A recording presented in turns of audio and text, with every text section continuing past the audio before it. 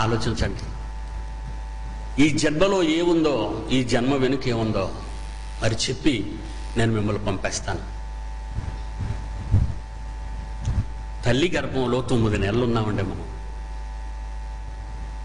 అంతకుముందు తల్లి గర్భంలో 9 నెలలు మనం ఉన్నామండి. అంతకుముందు తండ్రి గర్భంలో ఉన్నామండి. వెళ్ళి ఆ డాక్టర్లను అడగండి, చెప్తారు. పిండోత్పత్తి శాస్త్రవేత్తలు లేటెస్ట్ అభిప్రాయాలండి ఇవన్నీ. ఈ డాక్టర్లను అడగండి, చెప్తారు. వెళ్ళి ఈవెన్ ఎంబీబీఎస్ వాళ్ళని అడగండి, వాళ్ళే చెప్తారు. మనము మన తండ్రుల గర్భాలలో ఉండేవాళ్ళమండి. నేను నా తల్లి గర్భంలోకి 9 నెలలకు ముందు ఎక్కడున్నానో తెలుసా? నా తండ్రిలో ఉన్నానండి, మా నాన్నగారిలో ఉన్నాను. చనిపోయారు ఆయన. అంతకుముందు మా నాన్న నేను కలిసి మా తాతయ్య గర్భంలో ఉండేవాళ్ళం అండి. నమ్మరా? నమ్మిస్తాను మిమ్మల్ని, గ్యారంటీ చేయను. మాయ లేదు, మోసం లేదు, వేషం లేదు, చిటకా లేదు. ఎబ్రీ పత్రిక 7వ అధ్యాయము బైబిల్ ఉన్నవాడు తీయండి. ఎబ్రీ పత్రిక 7వ అధ్యాయము 10వ వచనం చూడండి. ప్రియుల క్రైస్తవ సోదర సోదరీమణులారా, బైబిల్ తెచ్చుకున్నవాడు చూడండి. ఎబ్రీ పత్రిక 7వ అధ్యాయము 10వ వచనం. ఎలాగనగా మెల్కీసెదెకు అనే ప్రధాన యాజకుడు అబ్రహాము గారిని కలుసుకునేటప్పటికీ లేవి 4వ తరం వాడైన లేవి అబ్రహాము గర్భంలో ఉన్నాను అంటున్నాడు. చూడండి బైబిల్.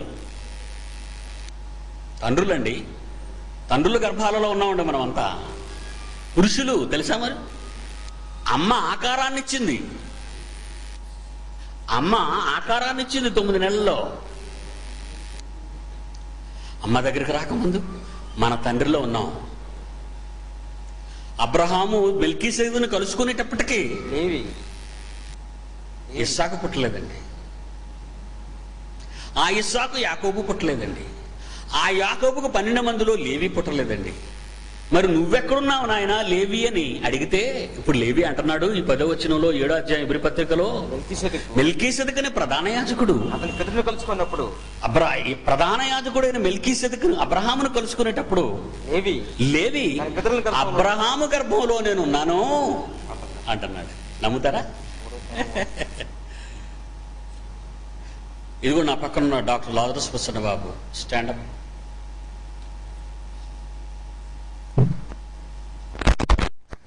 వీడికి 27 సంవత్సరాలండి. 27 ఏళ్ల క్రితం ఎక్కడున్నాడని మీరు అనుకుంటున్నారా? 27 ఏళ్ల క్రితం 9 నెలలు ముందుగా వాళ్ళ అమ్మ కడుపులో ఉన్నట్టుగా నా భార్య అక్కడ కూర్చుందండి. ఆమె కడుపులో ఉన్నాడండి. 9 నెలల తర్వాత బయటకు వచ్చాడు. ఇదే ప్రపంచానికి తెలిసిన చరిత్ర. కూర్చున్నాను. మరి 30 ఏళ్ల క్రితం డాక్టర్ ప్రసన్నబాబు గారు ఎక్కడున్నారో చెప్పగలరా? 30 ఏళ్ల క్రితం డాక్టర్ ప్రసన్నబాబు గారు ఎక్కడున్నారో చెప్పగలరా? నా గర్భంలో ఉన్నాడండి. మత్తయి సువార్త 1వ అధ్యాయం 2వ వచనం అండి. 2వ అధ్యాయం 1వ అధ్యాయం 2వ వచనం. అబ్రహాము ఇస్సాకును కన్నాడండి. శారా కదా? శారా శరీరాన్ని ఇచ్చిందండి 9 మాసాలు భరించి. అబ్రహాము ఇస్సాకును కంటే ఇస్సాకు యాకోబుని కంటే యాకోబు యోదానే, అందులో లేవిని కూడా కన్నాడు. తండ్రులండి మీకు మీరు మనం అంతా వచ్చింది తండ్రుల గర్భాలలో నుంచి. ఎంతమంది తెలుసా? పురుషులకి అంటారేటండి? అవునండి, వాళ్ళే అంటున్నారు. మీకు అనుమానం, నన్ను నమ్మకపోతే ఇదేదో మత ప్రచారం అనుకుంటే డాక్టర్ గారిని వీళ్ళు అడగండి. ఏనైనా వెరీ గుడ్. స్కూల్కి తీసుకెళ్తారు మీ పిల్లలు జాయిన్ చేయడానికి. అమ్మ తీసుకెళ్ళింది అనుకోండి, నన్ను మా అమ్మ తీసుకెళ్ళిందని బడికి జాయిన్ చేయడానికి. మా అబ్బాయి పేరు సుందర్రావు అండి, జాయిన్ చేస్తున్నాను. వీళ్ళ నాన్నగారి పేరు ఏమమ్మా అని అడిగారు. మా అమ్మ వచ్చింది కదా, మా అమ్మ పేరు అడగవచ్చు కదా. సన్ ఆఫ్ ఎవరి పేరు? సన్ ఆఫ్ ఎవరి పేరు? అమ్మ పేరు చెప్పరు, డాడ్. నాన్న పేరు చెప్పాలి. అమ్మ కన్నాను, అమ్మను నేను కన్నాను, నేను వాడి తల్లిని, నా పేరు రాయండి. ఒప్పుకుంటారేంటి? వీళ్ళు ఒప్పుకుంటారా? తండ్రి అండి. అందుకే దేవుడు ఒక మంచి మాట రాశాడండి. 3వ అధ్యాయం లోకాసు వార్త. వండర్ఫుల్ అండి. చాలామంది మతం అనుకుంటున్నారండి, మతబోధ అనుకుంటున్నారండి దీన్ని. నో, క్రైస్తవ్యాన్ని మతం అనే ముసుగును తీసేయడానికే పిడి సుందర్రావు పుట్టాడు. లోకాసు వార్త 3వ అధ్యాయం 38వ వచనం. లోకాసు వార్త 3వ అధ్యాయం 38వ వచనం. కేయినాను ఎనోషుకు పుడితే, ఎనోషు షేతుకు పుడితే, షేతు ఆదాముకు పుడితే, ఆదాము దేవునికి పుట్టాడు. చూడండి అందులో. మనమంతా ఎవరి పిల్లలు అని సుబ్రహ్మణ్యం చేత పాడించాం. మనమంతా ఎవరి పిల్లలు అని సుబ్రహ్మణ్యం చేత పాడించాం. అందరూ దేవుని పిల్లలే. మనుషులందరూ ఒక్కటే. మనుషులందరికీ తండ్రి అయిన దేవుడు ఒక్కడే. ఆయనే మన తండ్రి. ఆయన నుంచి మనం వచ్చాం. Right, good. ఈ రోజున్న లేటెస్ట్ సైన్స్, పిండోత్పత్తి శాస్త్ర ప్రకారంగా ఒకసారి తండ్రిలో నుంచి మనం ఎంతమంది వస్తామో తెలుసండి? 20 కోట్ల నుంచి 50 కోట్ల శుక్ర కణాలు. రాసుకోండి, నో ప్రాబ్లం. ఒకసారి తండ్రి, నా తల్లితో వెళ్ళిన నాడు వచ్చింది. శాస్త్రం చెప్తున్నానండి, భూతమాట అనుకుంటున్నారండి. బుద్ధి లేని వాళ్ళు అనుకుంటారు అన్నమాట. ఆధునిక శాస్త్రం. 20 కోట్ల నుంచి 50 కోట్ల మనలాంటి వాళ్ళు బయలుదేరుతారండి లోపలికి. అమ్మ అందరికీ అవకాశం ఇవ్వదండి. అమ్మలో విడుదలైన అండం ఒక్కటేనండి. వచ్చిన వాళ్ళు ఎంతమంది అండి? డాడీ దగ్గర నుంచి 20 నుంచి 50 కోట్లండి. తల్లి నుంచి వచ్చింది ఒకటే అండం. తండ్రి నుంచి వచ్చాయి 20 కోట్ల నుంచి 50 కోట్ల శుక్ర కణాలు. అందరూ పిల్లలు అయిపోతున్నారా? అన్ని కణాలకు, అన్ని శుక్ర కణాలకు తల్లి అండం ఫలదీకరణం చెందుతుందో చెందదండి? చూద్దాం. Lights off. స్క్రీన్ చూడండి. Latest science. ఎక్కడ జననం ఆరంభమవుతుందో చూడండి. జన్మకైతే హిస్టరీ అన్నారు కదా, ఏ హిస్టరీ చెప్పారు అనుకోకుండా మీరు?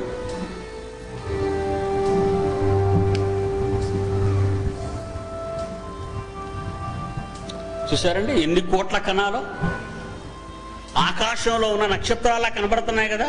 వాళ్ళంతా ఎవరు అనుకున్నాం? మన బ్రదర్స్. అందులో ఎక్కడో ఒక కణం మనం, శుక్ర కణం ఒకటే మంది. అప్పుడు మన రూపం ఏంటో తెలుసా? గుండె సూదండి. కంటికి కనిపించనంత ఆకారంలో ఉన్న గుండె సూది రూపం. అదిగోండి, కోట్లు. వేళల్లో ఒకదానికే తల్లి అండం అవకాశం ఇస్తుందండి. చూడండి, వెలవెల్లాడుతున్నారు తోక పురుగుల్లాగా. మనమేనండి అది. ఇప్పుడు అద్దం ముందు నిలబడి మురిసిపోతున్నామే. ఇది తల్లి గర్భంలో వచ్చిన రూపం. ఒకప్పుడు మన ఆరంభ రూపం అదేనండి, గుండు సూది, తోక పురుగు టైపు. ఇవన్నీ పోటీ. తల్లి అండంతో ఫలదీకరణం చెందడానికి వెళ్ళాలి. 10 కోట్ల కణాలు రాగానే చచ్చిపోతాయండి. విడుదల అవగానే చచ్చిపోతాయి. విడుదలలో చచ్చిపోతాయి. మరో 10 కోట్ల కణాలు, శుక్ర కణాలు, తెల్ల కణాలు చంపేస్తాయండి. అలా ఈ పోటీలో వెళ్ళగా వెళ్ళగా వెళ్ళగా వెళ్ళగా అదిగోటి చూడ ఒక్కటే వెళ్తాం చూసంటే అదే నెంబర్ 1. అది తల్లి అండం అండి. ఆ గుండ్రంగా కనిపించింది, లోపలికి వెళ్ళిపోయింది, అంతే. అండం క్లోజ్ అయిపోద్దండి. మళ్ళీ రెండో తోకపురికి అవకాశం ఉండదు, కష్టం. అది మన జన్మ ఆరంభం అండి. Lights on. అలా వెళ్ళింది, ఫలదీకరణం చెంది మొదటి వారం, రెండో వారం, మూడో వారం, 4వ వారం రూపం ఏర్పడుతుంటుందండి కడుపులో, తల్లి కడుపులో. ఇది అనుకుంటున్నారా? ఇది శాస్త్రానికి తెలిసిన బ్యాక్ హిస్టరీ, సైన్స్కు తెలిసిన బ్యాక్ స్టోరీ ఇది. కానీ దేవుడు చెప్పిన స్టోరీ.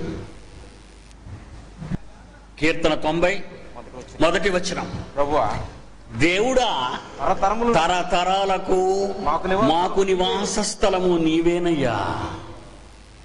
హ్యాట్సప్ అండి మాటకి. కేయినాను ఎనోషుకు, ఎనోషు షేతుకు, షేతు ఆదాముకు, ఆదాము దేవునికి పుట్టాడు అంటున్నాడు బైబిల్లో. తరతరాలకు మాకు నివాస స్థలము నీవే. అందుకే యోగుడు అంటున్నాడు, ఒళ్ళంతా కుళ్ళిపోయినా కట్టుకున్న ఇల్లాలే తాలు తెంచుకునే భాష మాట్లాడుతుంది. నీ యథార్థతను వదలక ఇంకా ఉంటావా? నీ దేవుణ్ణి తిట్టి చావు అంటుంది మహాపతివ్రత. కట్టుకున్న ఇల్లాలు కన్నవారు కళ్ళ ముందు చచ్చిపోతే, ఉన్న ఆస్తి కళ్ళ ముందే కరిగిపోతే, ఉన్న ఆకారమే గజ్జి పట్టి కరిగిపోతూ పుల్లుతూ యమయాతన పడుతుంటే ఏం మాట్లాడుతున్నాడో చూడ దేవుడు. అందుకే యోగు, భూమికి పునాది వేసినప్పుడు నువ్వెక్కడ ఉంటివో నీకు తెలుసా? నాలో. ఏమండి, ఒకప్పుడు మనం దేవుల్లో ఉండేవాళ్ళం అంటే మీరు నమ్ముతున్నారా? నమ్మగలరా? నా కుమారుడు నా గర్భంలో, నేను నా తండ్రి గర్భంలో, నా తండ్రి ఆ తండ్రి గర్భంలో, ఇలా మన తండ్రులందరూ ఆదాము గర్భంలోకి వెళ్ళిపోతే, ఆదాము దేవుని గర్భంలో ఉంటే, మనం అంతా పైనుంచి భూమి మీదకి వచ్చిన వాళ్ళం అండి. మనది లోకం కాదు.